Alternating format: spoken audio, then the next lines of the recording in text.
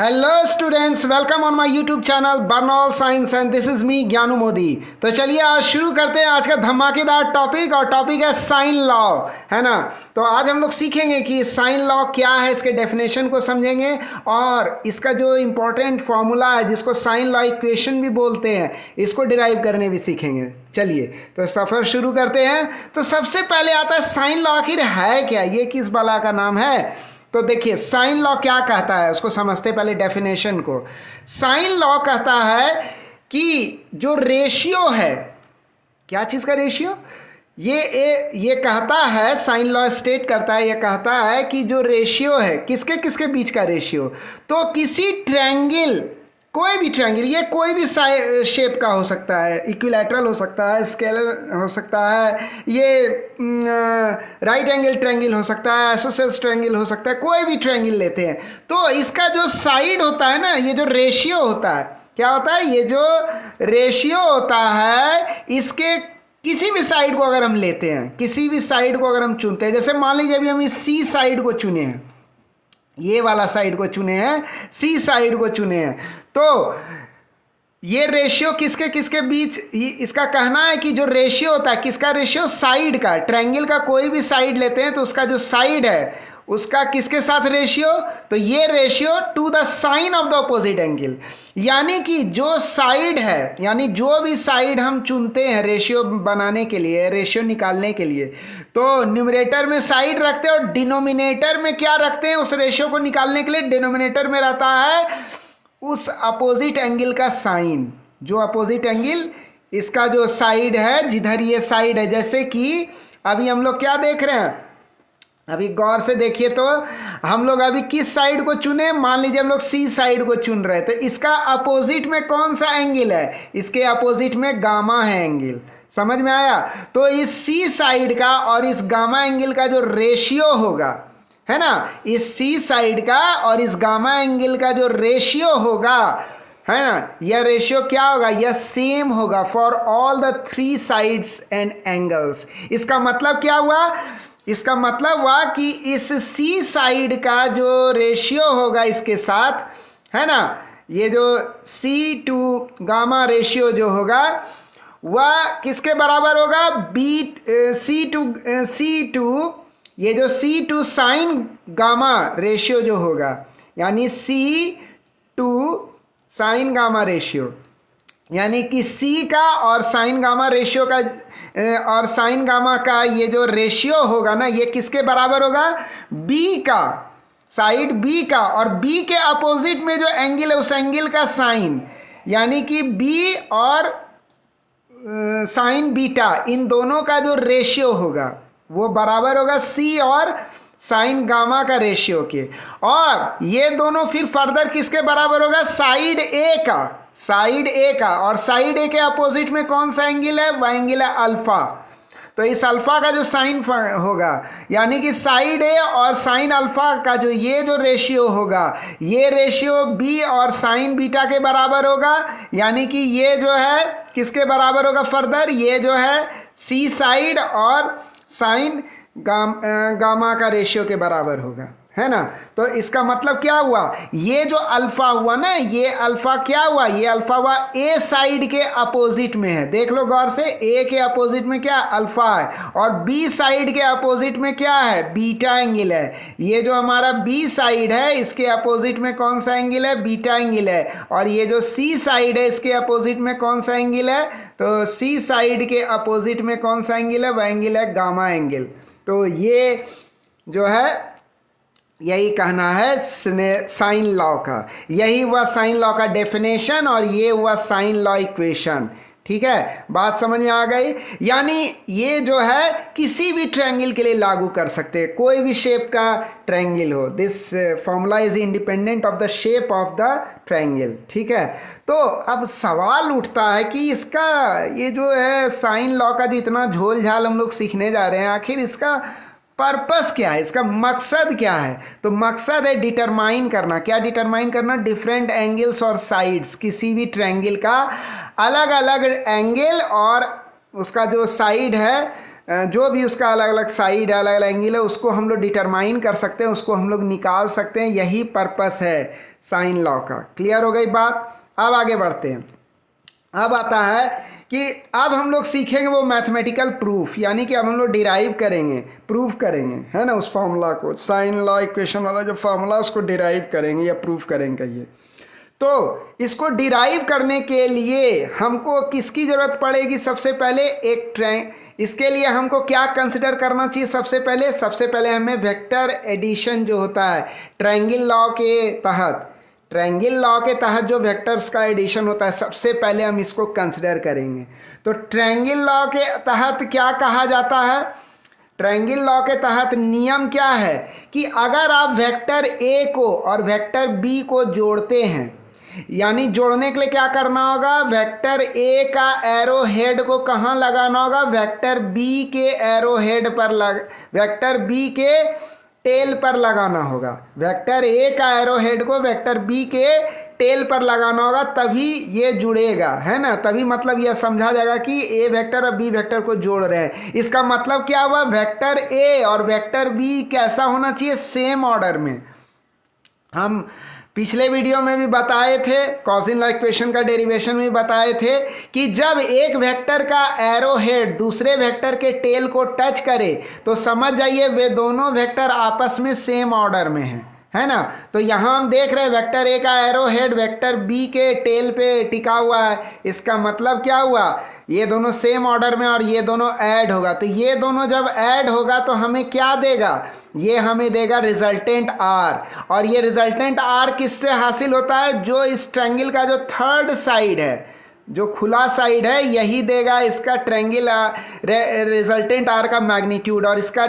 और ये जो है इसका डायरेक्शन हमेशा किधर होता है? रिजल्टेंट का ये अपोजिट ऑर्डर में होता है। क्यों अपोजिट ऑर्डर बोल रहे हैं? ये देखो वेक्टर ए का जो टेल है उसके टेल पे लगा हुआ है रिजल्टेंट, और वेक्टर बी का जो एरो हेड है उसके एरो हेड पे रिजल्टेंट का एरो हेड है। तो इसका मतलब क्या कहेंगे? रिजल्टेंट जो है ना वह अपोजिट ऑर्डर में है, और ए और बी जो है ना ये दोनों आपस में क्या है? सेम ऑर्डर में है। क्लियर हो गई बात। अब आगे बढ़ते हैं।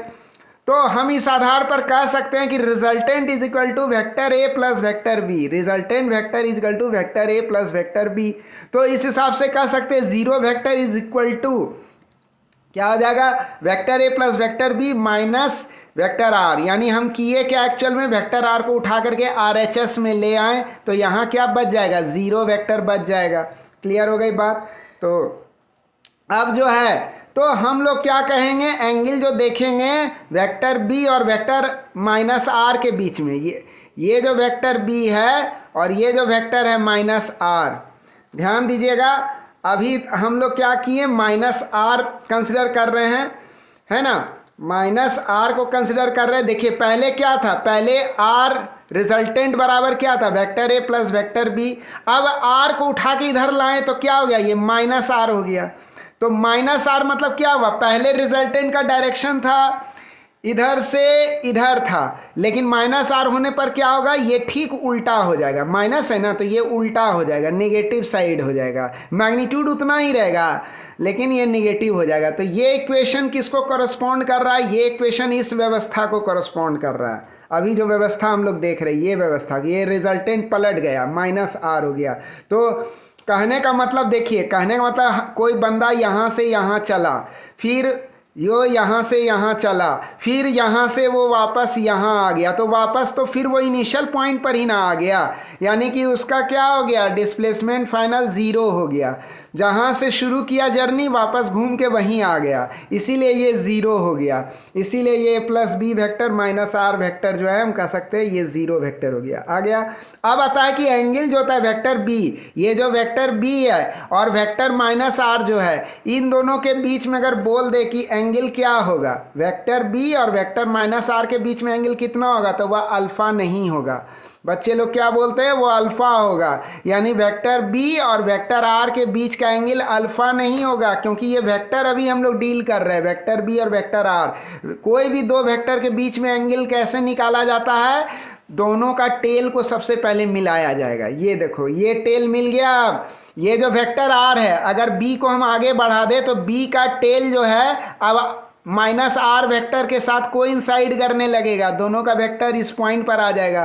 तो अब जो होगा दोनों वेक्टर के बीच में जो एंगल होगा वो ये जो एंगल ब्लिंक कर रहा है ना 180 डिग्री माइनस अल्फा, ये हुआ एक्चुअल में एंगल हुआ किसके किसके बीच, वेक्टर बी और वेक्टर आर के बीच में 180 डिग्री माइनस अल्फा, ये हुआ एंगल। ठीक है, तो अब हम कह सकते हैं कि ये जो vector A plus vector B minus vector R जो हो गया दैट इज इक्वल टू 0।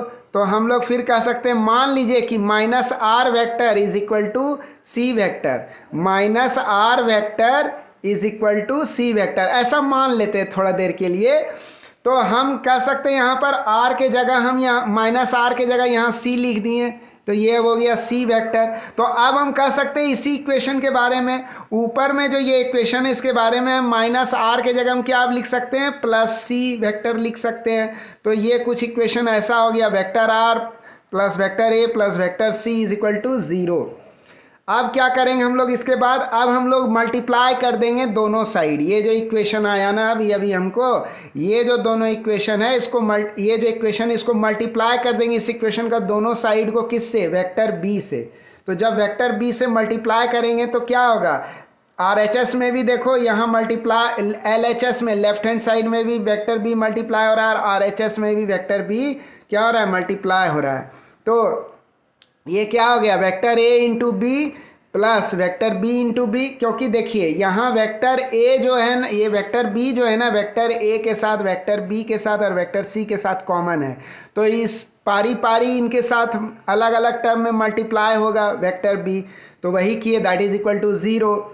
अब तो हम कह सकते हैं इसके बाद क्या, अब खाली अगर हम ये इस तरह से इसका ले रहे हैं, मॉडुलस ले रहे हैं, इसका भी मॉडुलस ले रहे हैं, इसका भी हम लोग मॉडुलस ले रहे हैं, तो ये जो है इस तरह से अब हम लिख सकते हैं। सॉरी, एक बात का ध्यान रखिएगा कि ये मॉडुलस नहीं लिए हैं, गलती से ये यहाँ पर मॉडुलस आ गया, सॉरी फॉर दैट। इसको आप नेगलेक्ट कर दो, मॉडुलस को नेगलेक्ट कर दो, ऐसा इमेजिन करो कि अभी हम मॉडुलस नहीं ले रहे हैं, ठीक है, ऐसा इमेजिन करो, ठीक है, वो गलती से प्रिंट हो गया है। तो हम लोग क्या कहेंगे, ए वेक्टर और बी वेक्टर जो है दोनों के बीच में क्या हो रहा है, क्रॉस प्रोडक्ट हो रहा है। क्या हो रहा है, क्रॉस प्रोडक्ट हो रहा है। और क्रॉस प्रोडक्ट का नियम होता है, क्या नियम होता है, ए इंटू बी इंटू साइन होगा, और साइन के बाद कौन सा एंगल लगेगा, जो वेक्टर ए और वेक्टर बी के बीच में जो एंगल है। तो ये एंगल कितना है, ये 180 डिग्री माइनस गामा है वेक्टर ए और बी के बीच में, ये हो गया वेक्टर ए, ये हो गया वेक्टर बी,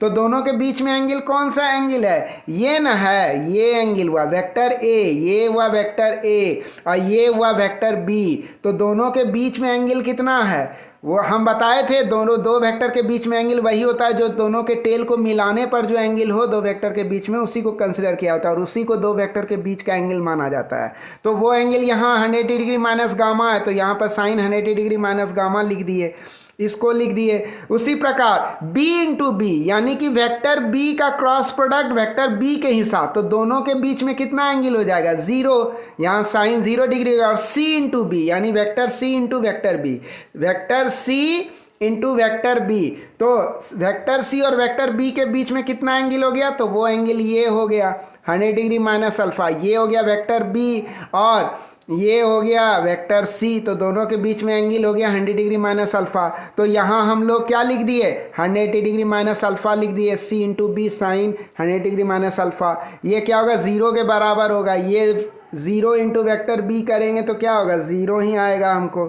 तो अब इसको आगे क्या करेंगे हम लोग, इसके बाद कह सकते हैं हम लोग, अब आता है कि यहाँ पर हम लोग नेगेटिव साइन दिए। आप गौर से देखो, इस जगह हम लोग क्या किए हैं, यहाँ पर देखो एक नेगेटिव साइन दिए। अब ये नेगेटिव साइन कहाँ से, और यहाँ देखो पॉजिटिव दिए, ये तो 0 हो जाएगा क्योंकि साइन 0 डिग्री क्या होगा, ये पूरे को 0 बना देगा, ठीक है। लेकिन यहाँ देखो एक पॉजिटिव साइन यहाँ दिया, निगेटिव दिए, इसका मतलब क्या हुआ, इसका मतलब हुआ कि वेक्टर ए इंटू बी जब करते हैं, वेक्टर ए इंटू बी जब करते हैं, ये देखो पहले इसको समझो, ये जो vector A into vector B किए हैं, एक मिनट फिर से, हाँ, तो ये जो हम लोग अभी वेक्टर ए इंटू बी कर रहे हैं, कहाँ गया, आ रहे हैं, हाँ यस। तो यहाँ पर हम लोग क्या कर सकते हैं, वेक्टर ए इंटू बी, ये रहा ए और ये रहा हमारा बी। तो पहले क्या आया, पहले ए आया, फिर क्या आया, बी आया है। पहले ए का जिक्र हुआ है, आप गौर से देखो यहाँ पहले ए का जिक्र हुआ है, फिर बी का जिक्र हुआ है। तो ए से किधर मुड़ेंगे हम लोग, बी के तरफ जाएंगे। पहले जिसका जिक्र होता है वहां से इधर बी के तरफ जाएंगे। तो ये रोटेशन क्या होगा, ये रोटेशन एंटी क्लॉकवाइज रोटेशन होगा। एंटी क्लॉकवाइज होगा तो क्या होगा, ऐसा लगेगा जैसे थंब जो है, आप अपनी चारों उंगलियां को, राइट हैंड थंब रूल लगाओ यहाँ पर, चारों उंगलियां को अगर आप मोड़ोगे इस एंटी क्लॉकवाइज डायरेक्शन में तो अंगूठा आपके तरफ आएगा, यानी इस स्क्रीन के प्लेन से जो है आपके तरफ अंगूठा आएगा। मान लिया इस डायरेक्शन को नेगेटिव, तो हम यहाँ नेगेटिव डाल दिए, है ना। अब क्या हो रहा है, अब C vector into B vector कर रहे हैं, ये क्रॉस प्रोडक्ट हो रहा है। क्रॉस प्रोडक्ट में इसी तरह से डायरेक्शन निकाला जाता है, क्रॉस प्रोडक्ट का डायरेक्शन इसी तरह से निकलता है। तो वेक्टर सी किधर हो गया, वेक्टर सी इधर हो गया, और वेक्टर बी, तो पहले किसका जिक्र हुआ है, पहले वेक्टर सी का जिक्र हुआ है, देख लो पहले वेक्टर सी का जिक्र हुआ है, उसके बाद वेक्टर बी का जिक्र हुआ है।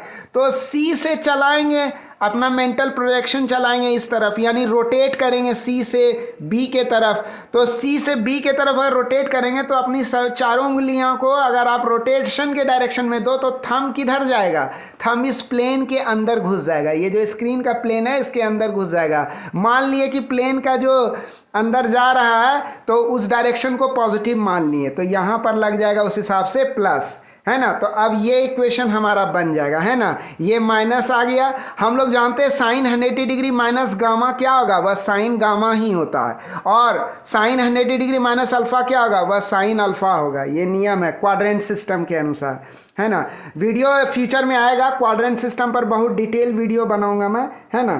तो अभी बहुत लोग नहीं समझ रहे होंगे कि ये क्या चीज़ हुआ। जैसे मान लो कि P इंटू ई जो है, P वेक्टर और E वेक्टर दोनों के बीच में क्या रहा है, क्रॉस प्रोडक्ट हो रहा है। ये रहा हमारा, ये कौन सा प्लेन हो गया, ये एक प्लेन हो गया हमारा, वाई एक्स प्लेन हो गया। इस प्लेन में जो है क्या हो रहा है, हमारा P वेक्टर मौजूद है और E वेक्टर मौजूद है। P और E के बीच में क्या हो रहा है, ये क्रॉस प्रोडक्ट हो रहा है। तो पहले किसका जिक्र हुआ, P का, बाद में किसका जिक्र हुआ, E का। तो इसको ऐसे माना जाएगा जैसे कि ये क्लॉकवाइज रोटेशन हो रहा है। ये कैसे हो रहा है, क्लॉकवाइज। इधर जो आदमी खड़ा है ये जब देखेगा इस एक्स वाई प्लेन को तो उसमें ये P इंटू ई को अगर ये रोटेट कर रहे हैं हम इस तरह से क्लॉकवाइज में, तो अगर राइट हैंड थंब रूल हम लोग लगाएं तो इसका P इंटू ई का, ये दोनों वेक्टर के क्रॉस प्रोडक्ट का जो डायरेक्शन होगा वो प्लेन में घुसता हुआ नजर आएगा, है ना। यानी मान लिया इसको पॉजिटिव, है ना।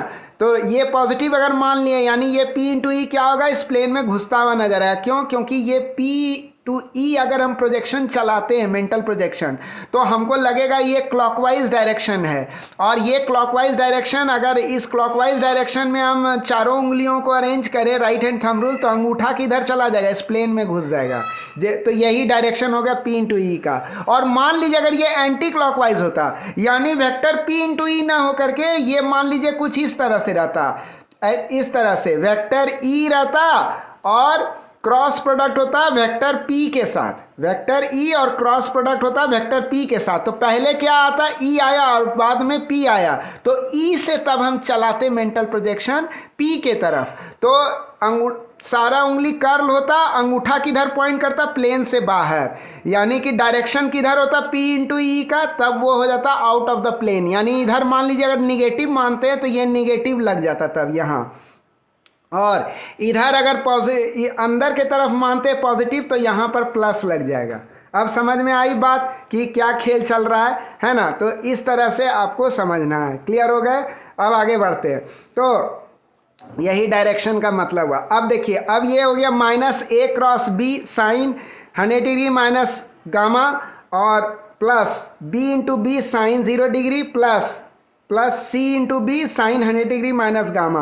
अब आप समझ रहे हैं कि यहाँ पर प्लस हम क्यों दिए और यहाँ पर माइनस क्यों दिए, है ना। क्लियर हो गई बात। अब इसको सॉल्व करेंगे हम लोग आगे, तो ये हो जाएगा, इसको जब सॉल्व किया आगे तो ये रूप ले लिया।